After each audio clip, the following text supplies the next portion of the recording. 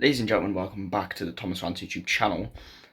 I just got finished watching NXT on Saturday. I know, I'm sorry. Came out on Tuesday. I've not been bothered to watch it, let's be honest, right? Now, normally I go in order of things. I'm going to skip the order because the most insane shit happened on this episode of NXT. Let's just talk about the main event. Stephanie Vaquer defends the NXT Women's Championship against Jacy Jayne. And because of Fatal Influence, Jacy Jayne wins the NXT Women's Championship on a random episode of NXT. People are pissed. Grimm's Toy Show. People are pissed because Stephanie Vaquer is a great champion. She's the best women's wrestler in WWE today, in my opinion. Not necessarily in ring, but just aura, right? But I don't mind this. Why? Because A, no one saw that coming. That was unexpected. That was unpredictable. I love it, right? It's not by any means made Stephanie Vaquer look weaker. They had the involvement of two other Fatal Influence members. Plus, I think there's a bigger picture here. WWE/NXT want Stephanie Vaquer to go to the main roster as quick as possible. Obviously, being the talent she is, doing what she's already done on NXT, she would mix it a lot better with a lot of the women on the main roster. People like Roxanne Perez and Julia have already moved up to the main roster, and so has Stephanie Vaquer. Well, so we're thinking now. And you're probably thinking this is a lot of NXT's top female stars, but it's the biggest women's division in wrestling, and they keep saying it. And they've been building other stars like Jordynne Grace and Jada Parker and Kalani Jordan and Sol Ruka and Zarya. And now they've got Jacy Jayne, because out of nowhere, Jacy Jayne is now the NXT Women's Champion. And no matter what you think about her, now she's undeniable because she's got the biggest title in the game. Do I think she's going to be a long-reigning champion? No, I think give it about a month or two and Jordynne Grace has taken that title and she's becoming a dominant NXT Women's Champion and becoming the face of the company. But certainly a shocking moment, I will say.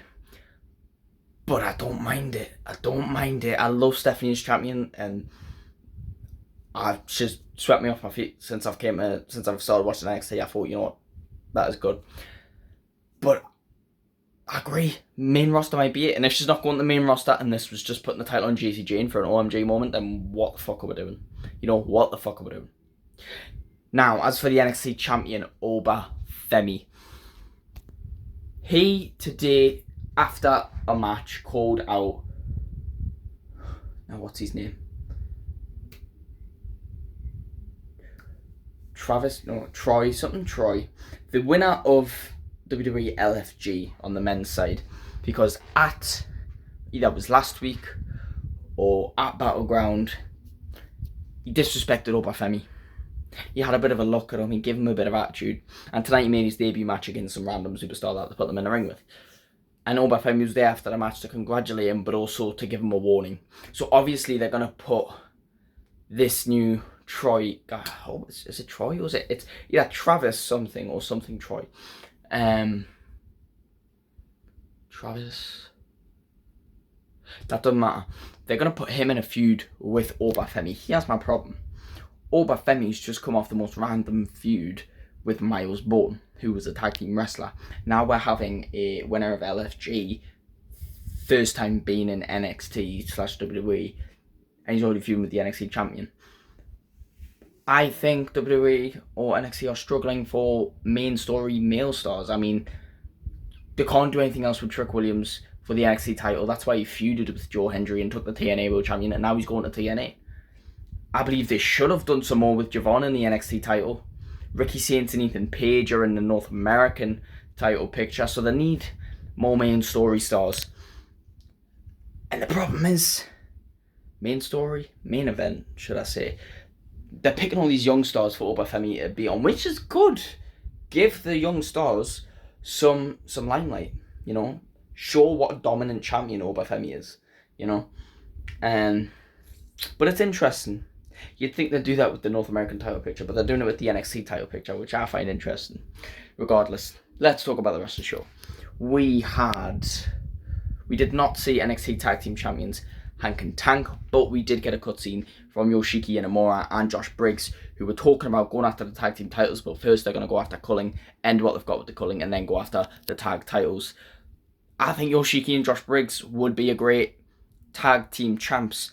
The problem was they were just a tag team that was slapped together and people didn't believe it. And a bit of hype through matches and that, but since having this little mini storyline where Yoshiki's went away, Josh has been missing them, teamed up with the tag champs, had a match on PLE, Yoshiki came back, people are paying more attention to them now.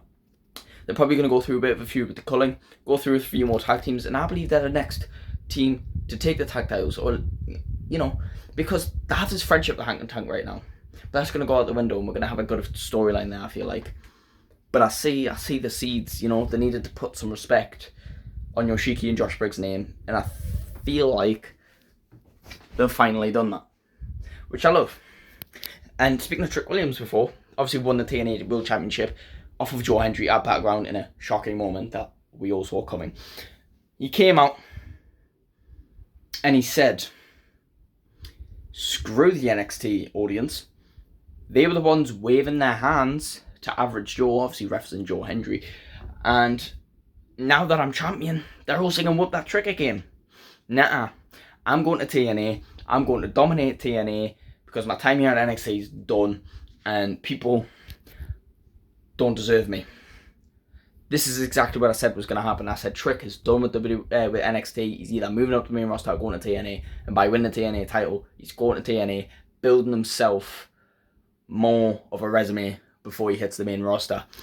And funny enough, as he's holding that title and saying he's going to go dominate TNA and turn it to Trick NA, Mike Santana, who just beat Tavion Height, who was a TNA wrestler, came out literally the next segment after his match in fully clothed. He was sweating, and he challenged Trick Williams, and it looks like, and then Santino Morella was on the screen, and it looks like we're getting Trick Williams versus Mike Santana either next week on NXT or next week on TNA. I don't know, but if it's on NXT, it's a bit weird because you got two.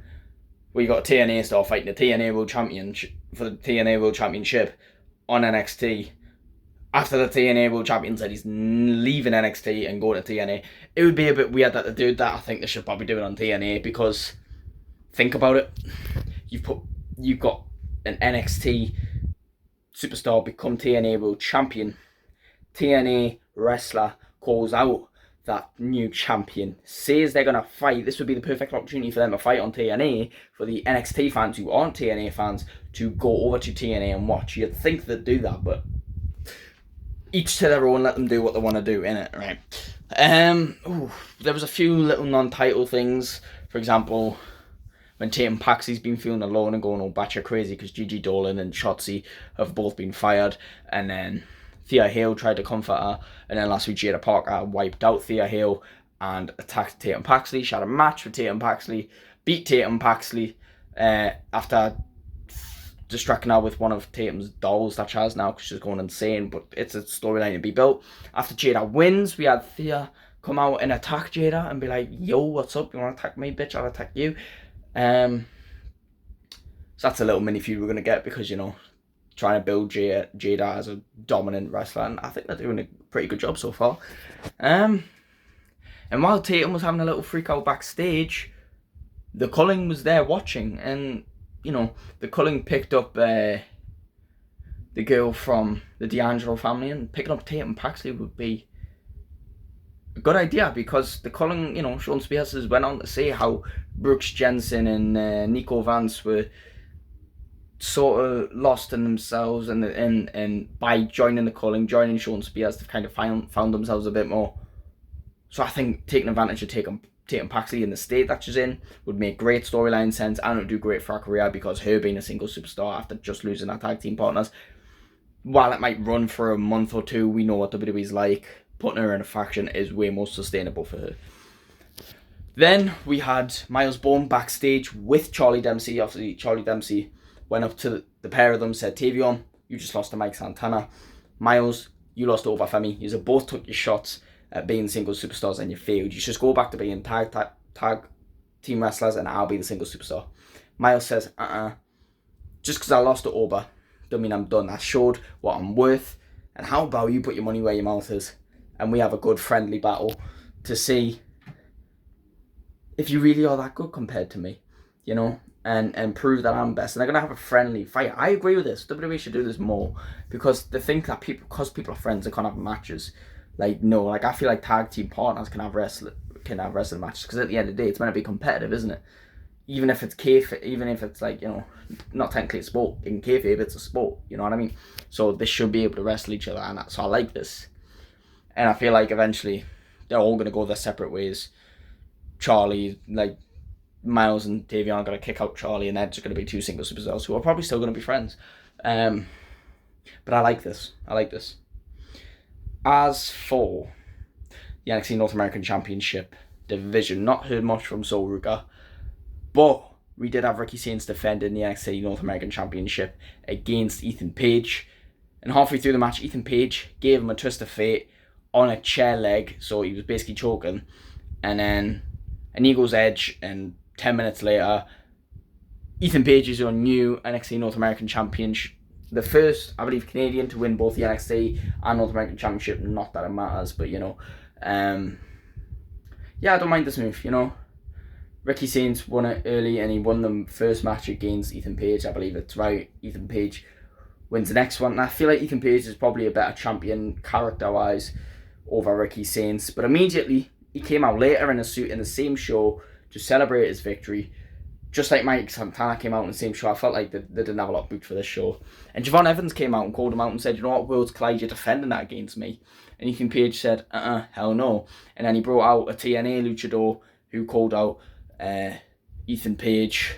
And then Javon said, hang on, there's one more. And then Rey Fenix came out. So I'm guessing at Worlds Collide, we're having Ethan Page, Javon Evans, that one TNA luchador. No, it's not TNA, sorry, AAA luchador, and Rey Fenix. You can tell I don't watch TNA or AAA, my bad, or even AEW or Ring of Honor. Literally watch WWE. It's what got me into wrestling. I could, like, it's not meaning, you know, I'm technically that type of person that likes WWE, and technically doesn't like wrestling. I just like WWE, but at the same time, if AEW, TNA, AAA, any of these things were on, I'd probably watch it, you know. But I'm just a WWE guy. It's just got my attention, and there's a lot to commit to watch WWE. I feel like it's honestly a full-time job to watch AAA, TNA, AEW, Ring of Honor, whatever. So we're probably getting this Fatal 4-Way. Pretty cool, but Ethan Page is retaining. What can I say? Pretty banging episode of NXT. It was fast-paced. It was an hour 20. You can't complain. So thank you all so much for watching. Please like and subscribe, and I'll see you in the next one. Goodbye.